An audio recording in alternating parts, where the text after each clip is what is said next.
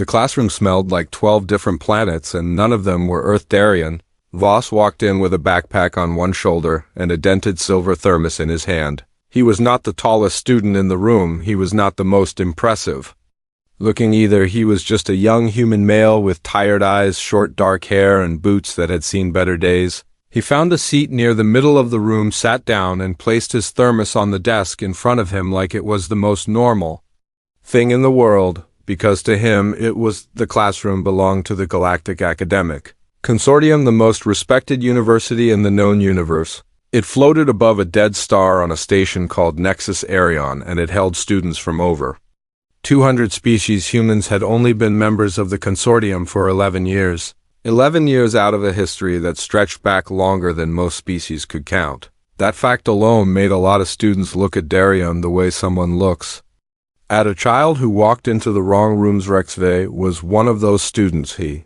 was Vrelian, tall, thin, with a body that looked like it was made of pale blue glass. His bones were crystalline, and they caught the light when he moved, making him look like something between a statue and a chandelier. He sat 2 rows to the right of Darian, with his posture perfect and his expression permanently settled into something just below a smirk. He had been at the consortium for 3 years already, and in those 3 years he had never once been impressed by a human. Next to him sat Lyra Thalassian, who lived inside a pressurized suit because his species breathed liquid, not air.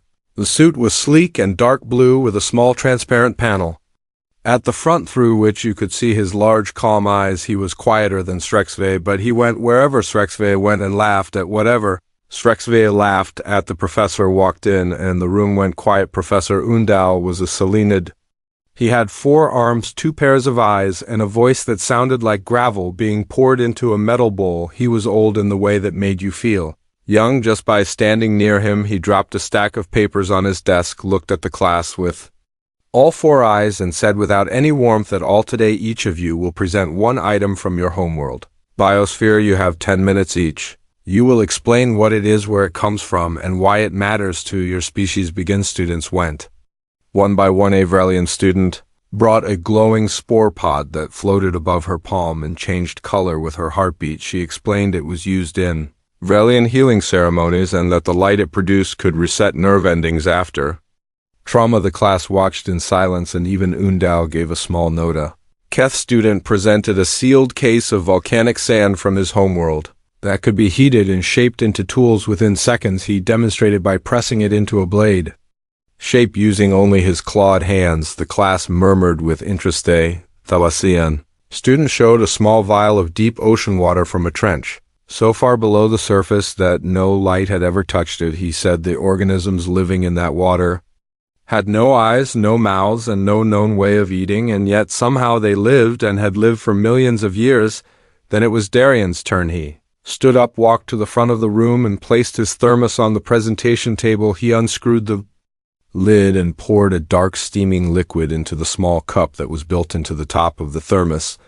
The smell hit the room immediately. It was not a nice smell. Not to anyone in that room except Darian. 2 students near the front leaned back. One Vrelian girl covered the breathing slits on her neck with her hand. A small creature at the back that had no name Darian could pronounce made a sound like a question mark. HFY raised his chin and looked at the cup on the table, then looked at Darian with that smile that was not really a smile, and said loudly enough for the whole room to hear, the human brought fermented plant water as his contribution. Laughter moved through the room like a wave, quiet at first, then louder. Lear made a sound that was the Thalassian version of a chuckle. His eyes behind the suit panel curved upward. Darian did not react. He picked up the cup, looked at it for a moment, and drank it, the whole thing, slowly, like there was no one else in the room, like there was no laughter, like he was sitting alone somewhere quiet, and this was just what he did in the morning. Then he poured another cup. HFY stopped laughing. Darian looked at the class and spoke in a flat, calm voice.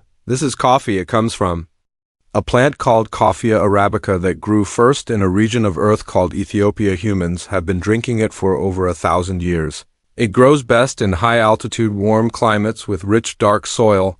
The plant produces a fruit called a coffee cherry. Inside that cherry is a seed. That seed gets dried, roasted, ground, and then hot water is pushed through it. What comes out is this. He held up the cupid, keeps you awake, it improves focus and reaction time. It is the most consumed beverage on Earth after water. Billions of humans drink it every single day. Some drink it twice, some drink it 5 or 6 times.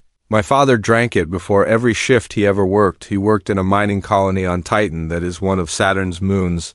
The temperature there without a suit is negative 179 degrees. He still woke up every morning, made this, and went to work. He drank the second cup. He picked up the thermos, screwed the lid back on, and walked back to his seat. The room was quiet. In a different way now, not the quiet of boredom, not the quiet of laughter waiting to happen. It was the quiet of something that had shifted without anyone being able to say exactly what. HFY said nothing, but his eyes moved down to the presentation table where Darian's cup had been sitting, and there was something there, something small, something that should not have been there. A faint line, a thin discoloration on the surface of the metal table where the cup had rested, just a ring the size of the cup, no bigger than a coin. HFY stared at it, said nothing. He did not point it out. He did not ask about it. He just looked at it with his 4-fingered hand very still on his desk, and his expression no longer quite a smirk and no longer quite anything. He had a name. Fourth next student went up and began presenting, and the class moved on, but HFY did not move on. He kept looking at that ring on the table, and for the first time since Darian Voss had walked into that classroom, HFY was not thinking about how unimpressive humans were. He was thinking about something else entirely.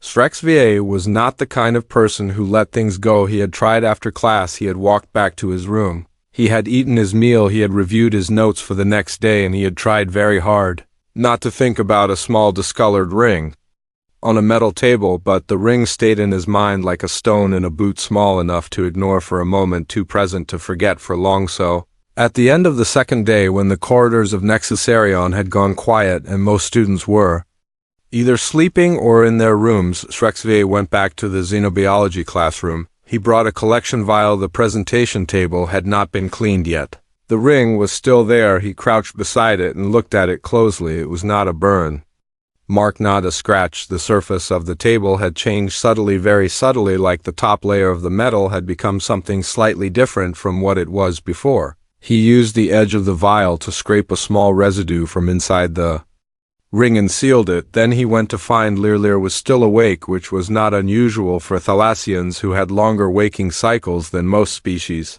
He opened his door, looked at HFY, looked at the vial, and said, "You went back." HFY did not answer. He just held up the vial. The xenochemistry lab on the east wing of the station was open to students at all hours for research purposes.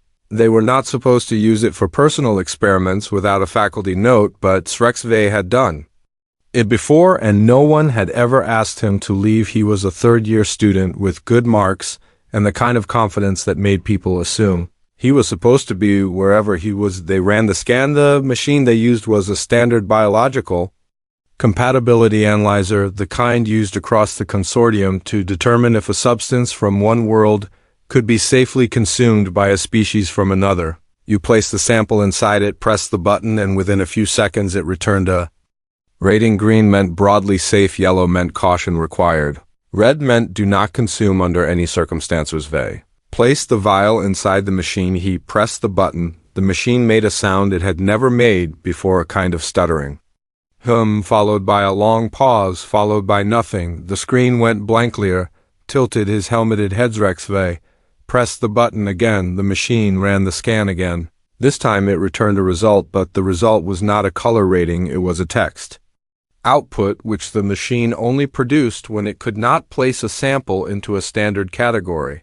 The text filled the screen line by line, and both of them read it in silence. Compound identified as liquid solution, Earth origin, biological extract active.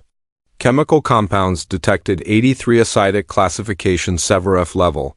Recorded at approximately 5.0, corrosive interaction with standard alloys confirmed at sustained contact, neurotoxic. Compounds detected including but not limited to caffeine, theobromine, and chlorogenic acid. Effect on non-human neural tissue unknown. Recommend full quarantine protocol before any biological contact. They stared at the screen. Lear spoke first, and his voice through the suit speaker was very quiet. E3 Compounds Rex V did not answer. He was reading the screen again from the top layer. Reached past him and pulled up the Galactic database on the lab terminal. He typed in the name Darian had used during the presentation. Coffee Earth Origin Coffea.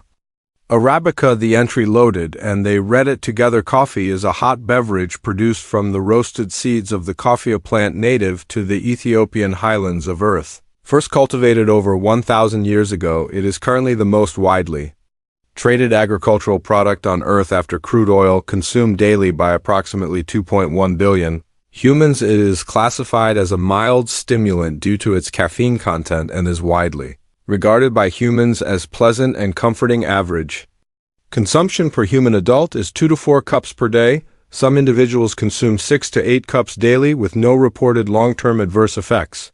Cultural significance is extremely high. Coffee is associated with morning routines, social bonding, workplace productivity, and emotional comfort across virtually all human societies. Rex V read the entry twice. Then he looked at the compatibility machine, then he looked at the vial, then he looked at Lear. Said what they were both thinking. He drinks this every morning. Rex V walked slowly to the lab bench and picked up a standard issue collection container. The ones used in this lab were made from grade 4. Stabilized alloy resistant to most known chemical reactions. He placed the vial inside the container and looked at where the liquid had been sitting for the past 40 minutes.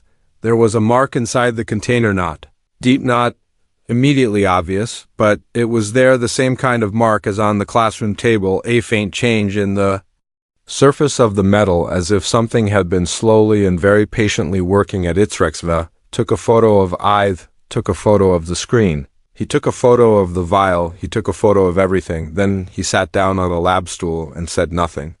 For a long time Lear stood beside him and also said nothing. Outside the station, the stars moved in the slow, silent way they always did, not caring about anything happening inside this small room on this small station around this small dead star. Finally, Lear said, the database says Pleasance. Rex V looked at the photo of the screen. 83 active compounds, severe acidity, corrosive to metal.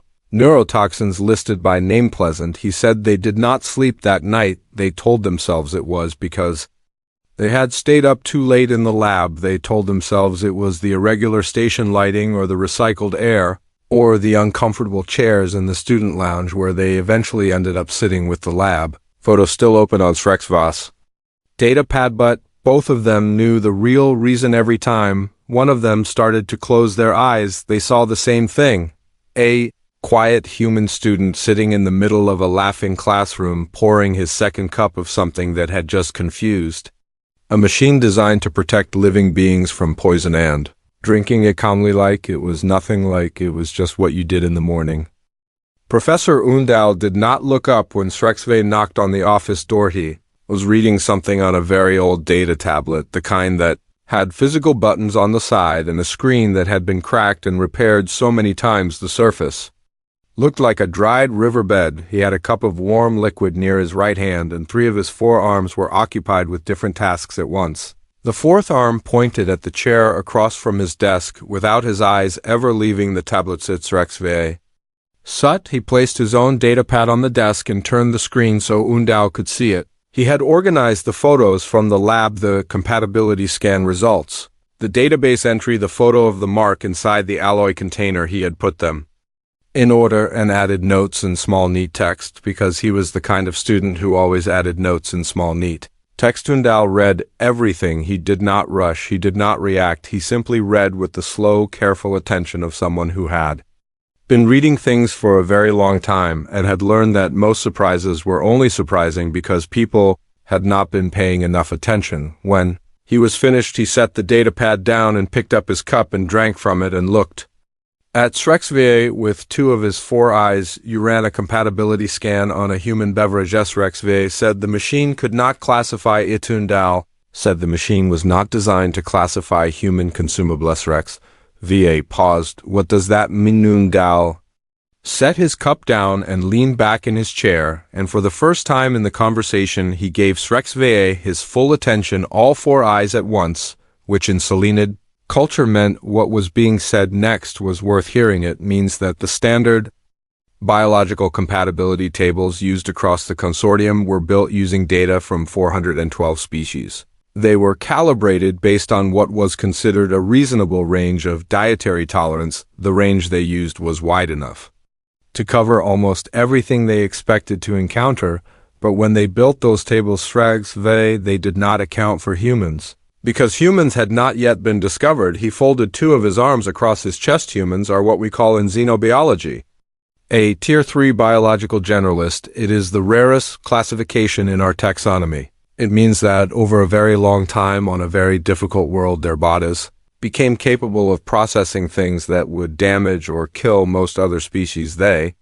did not do this intentionally. Evolution does not work intentionally. It simply responded to pressure, and Earth applied a great deal of pressure. HFY asked what kind of pressure. Dal said the kind that does not stop. He pulled up a display on his office wall and brought up a biological summary of human dietary history, and he walked through it. The way he walked through lectures, with no performance and no unnecessary words, just facts placed in order. Humans eat fermented food on purpose. They take organic material and allow controlled decay to occur, and then they consume the result. They do this because it preserves food and because the process produces compounds their digestive systems have learned to use. They eat smoked and charred food burned at temperatures that break down complex molecules into simpler ones. Their bodies learn to process those simpler forms. They eat fungi, some varieties of which produce compounds toxic to most known species. They eat food preserved in salt concentrations that would cause cellular damage in Avrelian within minutes. They add a compound called capsaicin to their food, which is a chemical irritant that triggers pain receptors, and they call this flavor. They seek it out. They breed plants specifically to produce more of its HFY. Stared at the display, and this is normal for them. It is breakfast for them, said Undale. Brought up a section specifically on coffee. He pointed at the pH level, at the acidity, at the list of active compounds. A healthy adult human has enamel on their teeth hard enough to withstand regular exposure to this. Their stomach produces acid of its own to process food, and it does so at levels that would be considered medically dangerous. In most other species, their liver processes the neurotoxic compounds in coffee within a few hours without any assistance. Their kidneys filter the rest. Their entire internal system is essentially a very sophisticated chemical processing plant that evolved on a world where the food supply was never safe and never guaranteed. He paused. The human student who presented in your class yesterday, his name is Darian Voss. His family is from a mining colony on Titan, one of the moons of their outer gas giant. People who live on Titan do not live softly. HFY. The work is hard, the environment is unforgiving, and the food supply is whatever can be grown or stored or shipped over a very long distance. A body that grows up in those conditions does not become weaker. HFY looked at the photo of the mark inside the alloy container and the metal. He said Dundal looked at the photo. That is a long exposure effect. He said the acidity of the coffee does interact with certain standard alloys over sustained contact, but a human drinking it does not sustain contact in the same way. The exposure is brief. The stomach neutralizes the acidity quickly and the body moves on. What would take hours to do to a piece of metal takes seconds for a human body to handle and discard. He handed the datapad back. You mocked him for what he drinks. It was not a question. It was not an accusation. It was stated very flatly, the way Undal stated most things. HFY said nothing. Undal picked up his cup again. Did you consider asking him why he drinks it? The office was quiet. The station hummed softly around them, the way it always did, a low mechanical breath that you stopped hearing after your first week and only noticed again in moments of stillness. HFY thought about the classroom. He thought about the laughter that had moved through the room and how he had started it. He thought about Darian standing at the front of the class, not reacting, not defending himself, just drinking his second cup with the steady, unbothered patience of someone who had never needed anyone else to understand. He thought about something else too. He thought about what Darian had said before he sat back down. My father drank it before every shift he ever worked. He worked in a mining colony on Titan, that is one of Saturn's moons. The temperature there without a suit is negative 179 degrees. He still woke up every morning, made this and went to work. HFY had laughed at that. Two, not loudly, not meanly, just a small sound, a small dismissal, the kind that says, "I'm not really listening because I have already decided what this is." He had already decided what humans were: small, new, unimpressive, the youngest species in the consortium, with the shortest history and the least remarkable technology and the most ordinary-looking bodies, soft and slow and quiet. But he was thinking now about a man on a frozen moon waking up before his shift in the dark and the cold and making something that could etch metal and drinking it because the day required it, and he was thinking about a son who watched him do that and packed that same thermos when he left for the Starsundal, said nothing more. He had already said what needed to be said. He turned back to his old cracked tablet and picked up his reading where he had left it. HFY stood, picked up his datapad and walked to the door. He stopped with his hand on the frame. He did not turn around. He said very quietly, "I did not, Eskundal." "Did not look up?" "No," he said, "you did not." The story of the compatibility scan did not stay in the lab. It never does. By the next morning it had moved through the student commons, the way all interesting things move through small closed spaces quietly, and then all at once a Thalassian student who had been in the lab the night before mentioned it to someone who mentioned it to someone else, and by midday, 3 different versions of the story were circulating through Nexusarion. In one version, the machine had exploded. In another version, HFY had been hospitalized after accidentally inhaling the sample. In the actual version, which was strange enough without any additions, a standard biological compatibility scanner used to protect living beings from dangerous substances, had looked at a drink that billions of humans consumed every morning and quietly had a breakdown. People started watching Darian, not in an obvious way, not in the way you watch something that frightens you at first. It was more like the way you watch something you were certain you understood and now are not so certain about anymore. He moved through the station the same way he always had, backpack on one shoulder, thermos in hand, boots on the floor. Quietly, he did not notice the watching, or if he noticed, he did not show it. He went to class, he ate in the commons, he sat alone sometimes, and with a small group of other exchange students other times. But the watching continued, and where there is watching there is eventually someone who decides watching is not enough. His name was Vorak, was Keth, which meant he was broad and scaled and moved with the settled physical confidence of a species that had no natural predators on their homeworld. He was not a bad student, but he was the kind of student who treated everything like a competition and who had never in 3 years at the consortium lost a competition that involved physical endurance or consumption challenges. He had a reputation for that. The Keth coming-of-age traditions involved a series of physical trials, and Vorak never let anyone forget that he had completed all of them at 15, which was 2 years younger than average. He found Darian in the commons at midday. He had an audience with him, which was not accidental. A loose group of students from 4 or 5 different species had gathered at the tables nearby, pretending to eat while actually watching. He placed a sealed canister on the table in front of Darian and sat down across from him with the wide, settled posture of someone who was very sure of himself. The canister was dark red, and it glowed faintly along the seal line, a soft orange light that pulsed slowly like something breathing inside it. Vorak said, "This is Vrethian fire sap." He said it the way you say the name of something you know the other person has never heard of and never will be ready for. "It is used in Keth warrior ceremonies," he said. "It is consumed during the final trial of the Rethvok, the coming-of-age ritual that separates those who are ready from those who are not." He said the boiling point of Vrethian fire sap at standard atmospheric pressure was lower than room temperature for most species, which meant that inside the body, it did not simply burn, it expanded. He said 3 Keth students at the consortium had tried it this year, and only one had finished the cup. He pushed the canister forward. He said he wanted to see if a human could do what a Keth warrior does. The watching students were not pretending to eat anymore. Darian looked at the canister. He did not pick it up. He looked at it the way you look at something you are actually thinking about and not performing thinking about. His expression was flat and calm and gave nothing away. After a moment, he asked one question: "Does it have caffeine?" The commons went quiet. Vorak did not know what caffeine was. He said so. He said it with a small edge in his voice, like the question was a deflection. Darian nodded slowly, like the answer confirmed something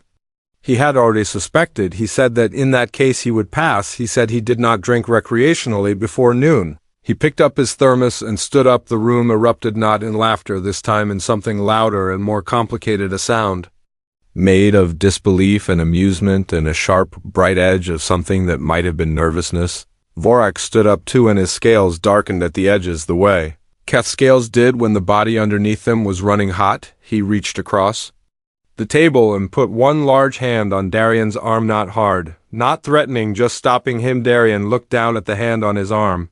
Then he looked up at Vorak, and something happened in that look, something that the students watching could not quite name. It was not anger, it was not fear, it was something much quieter, and in a way that made it harder to face. Because anger you can push back against, fear you can use.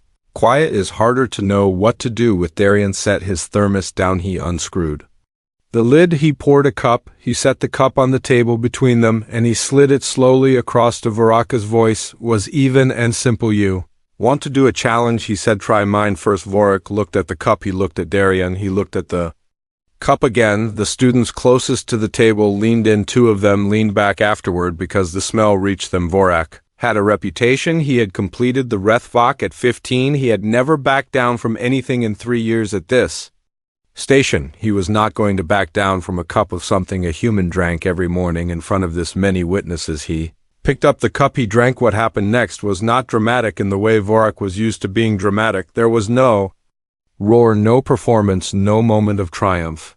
He simply stopped after one mouthful and set the cup down and sat very still and said nothing. His scales had gone from dark to pale, which on a Keth was a significant change.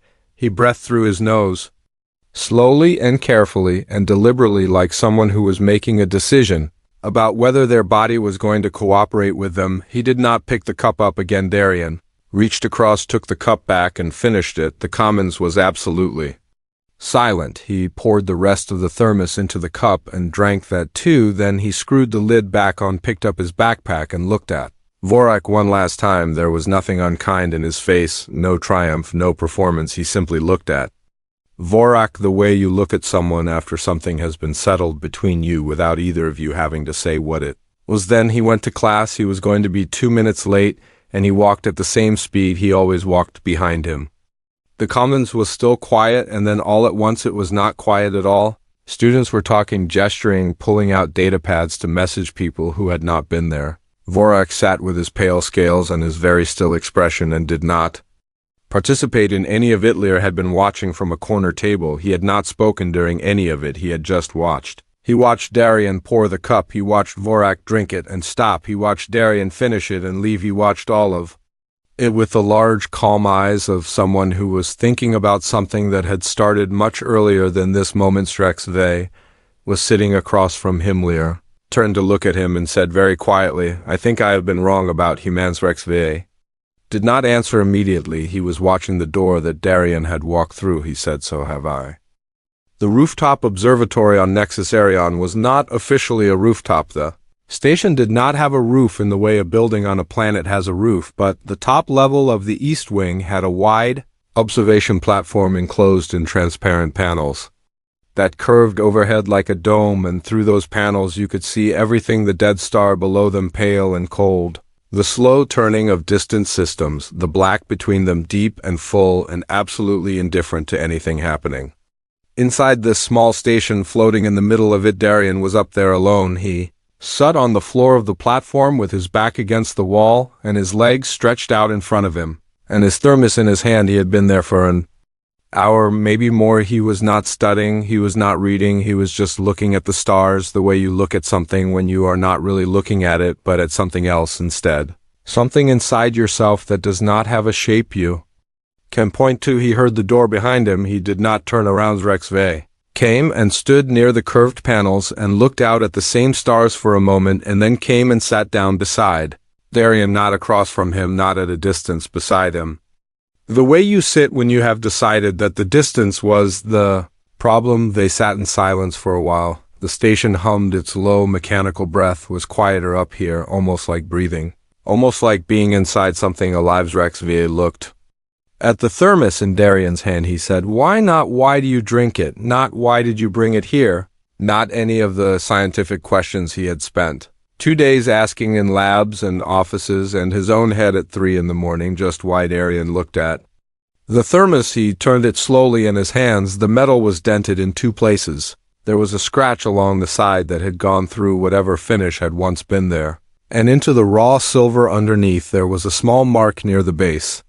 That might have been a letter or might have been damage. It was hard to tell. There was nothing impressive about it. Nothing that would make you look at it twice if you did not know what it meant. He said my dad worked the morning shift at Voss 3.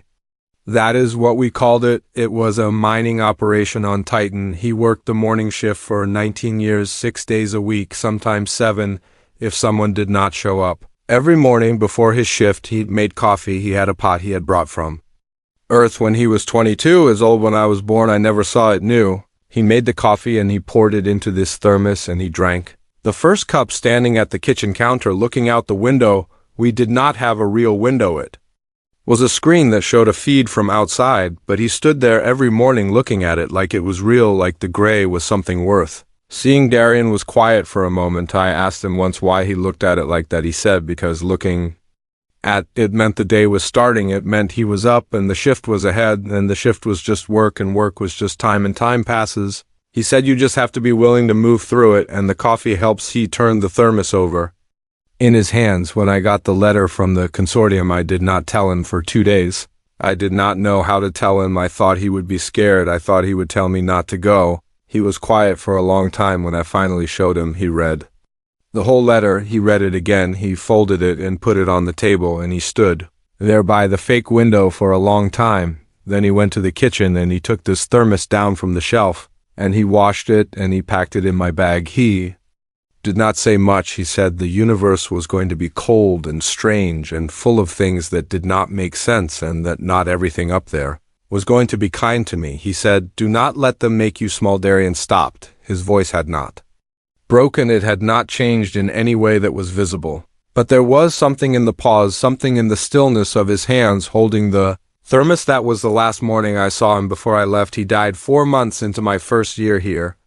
Cardiac failure. They said it was the long shifts, the recycled air, the years of hard work. A body can only take so much, even a human body. He never heard about the scan or the lab or any of this. He never knew that the thing he packed for me had terrified a room full of people from 100 different worlds. Rex Vey did not speak. He did not have words, and he knew it, and he did not pretend otherwise. He just sat there beside this human in the quiet of the observatory with the dead star below, and the live ones far away, and the long, deep dark between them all. After a while, he said, can I try? Darian looked at him. Rex Vey said, not the challenge, not what happened today in the commons. I just want to know what it tastes like to actually know, and not to have a lab result tell me. Darian looked at him for another moment. Then he unscrewed the thermos lid. He poured a small amount into the cup, a careful amount, less than a mouthful. He held it out. Rex Vey took. I've looked at. I've drank it. What happened to his face was not dramatic. His crystalline bones did not shatter. He did not fall over.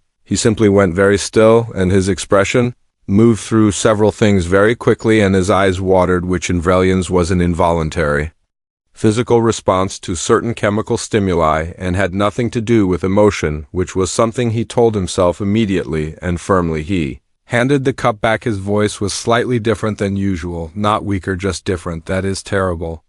He said, how do you drink that every day? Darian took the cup back. He looked at the stars. He said, same reason you study xenobiology, I would guess. Something out there worth understanding, even when it is hard. Rex Vey looked at the stars too. They were quiet together for a long time, not the quiet of two people who have nothing to say, but the quiet of two people who have said enough and know it, the kind of quiet that takes time to build, and that neither of them could have imagined 2 days ago, when one of them was laughing and the other was sitting still and drinking his second cup in a room full of people who had already decided what he was. Outside the panels, the dead star turned slowly somewhere across the station in a room.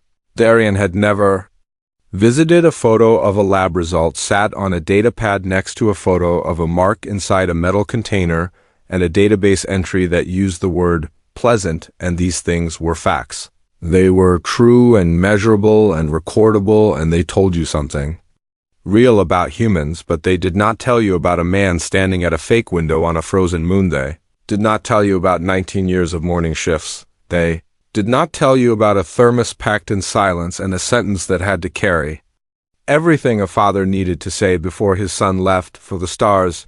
Do not let them make you small in the records of the Galactic Academic Consortium in the footnotes of an unremarkable xenochemistry lab report filed under student research non-urgent. Review pending was the earliest written account of an alien student asking a human to share their coffee. The report noted the chemical composition, it noted the pH level, it noted the corrosive interaction with standard aloes. It said nothing about what the human said when he was asked why. It said nothing about the stars or the window or the morning shifts or the dented silver thermos with the scratch along the side. It said nothing about the father. Some things do not fit in a lab report. Some things are just carried from one cold dark place to the next in the hands of someone who was told not to let the universe make them small and did not.